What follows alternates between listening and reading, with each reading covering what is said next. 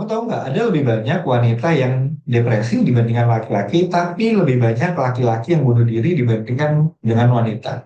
Jadi sebenarnya apa sih yang terjadi? Seharusnya kalau memang wanita yang lebih banyak depresi, kan seharusnya yang bunuh diri lebih banyak wanita.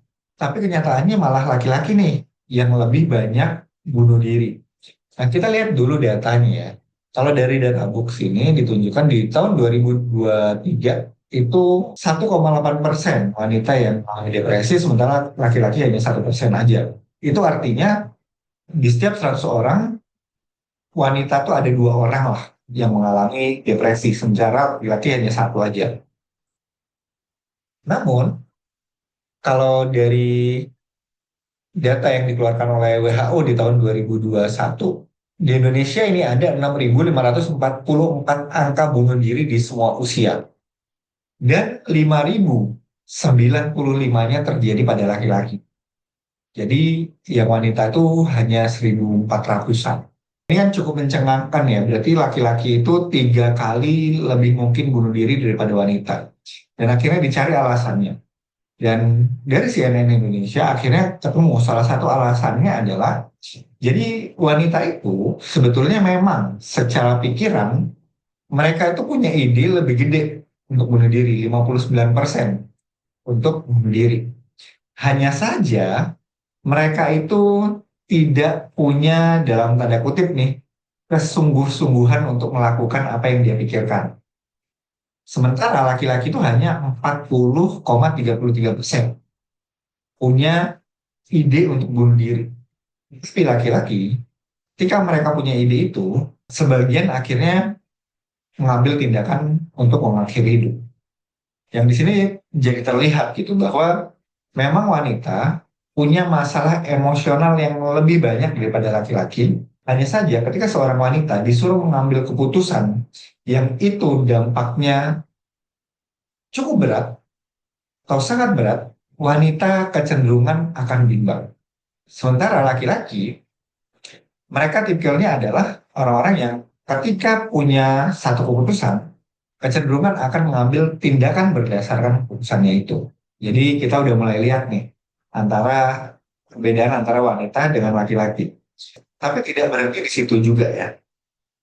Kenapa sih wanita juga akhirnya lebih sedikit untuk bunuh diri? Karena wanita itu tipikalnya makhluk yang sosial banget. Jadi ketika mereka punya ide bunuh diri dan lain sebagainya, kecenderungan mereka akan mencari teman untuk diajak ngobrol. Kita tahu lah gimana sifat wanita itu, suka ngobrol, suka ngumpul sama teman-temannya, sama keluarganya. Nah, ketika mereka mengalami depresi dan mengalami ide-ide untuk bunuh diri itu, yang akhirnya mereka sharing kepada orang-orang di sekitar itu, mereka akhirnya mendapatkan support dari lingkungannya. Dan itu juga meringankan beban emosional mereka. Di satu sisi, lelaki tidak seperti itu. Lelaki kecenderungan adalah memendam emosi mereka. Ketika seorang lelaki punya masalah, kita lihat semakin besar masalahnya, kebanyakan lelaki itu semakin diem, bukannya semakin banyak ngomong.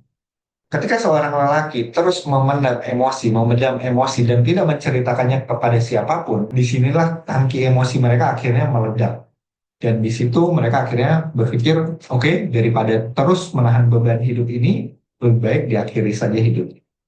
Nah, jadi di sini kita bisa lihat nih, bahwa kalau umpamanya kalian seorang wanita, ketika kalian mengalami depresi, apalagi punya ide untuk bunuh diri, kalian segera ceritakan kepada orang di sekitar kalian. Karena kalian sebagai wanita adalah orang yang memang secara alami bisa untuk sharing hal-hal tersebut. Dan jika kamu seorang pria, maka jangan malu untuk membuka diri. Jangan malu untuk meminta pertolongan. Ceritakan kepada orang-orang yang bisa membantu. Ceritakan kepada teman, kerabat, atau akan lebih baik lagi jika ke profesional. Karena lelaki itu kecenderungan lebih suka mencari solusi.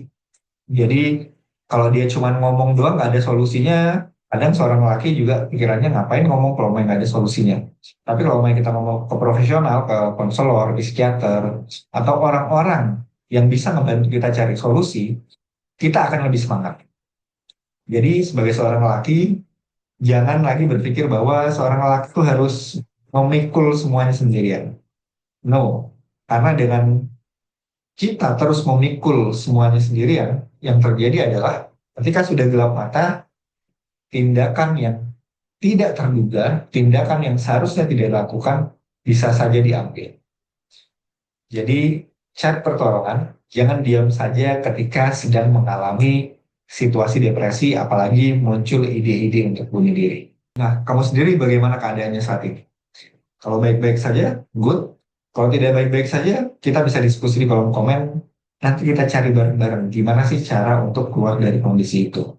Dan yang pastinya, jangan malu untuk minta tolong terutama kepada profesional.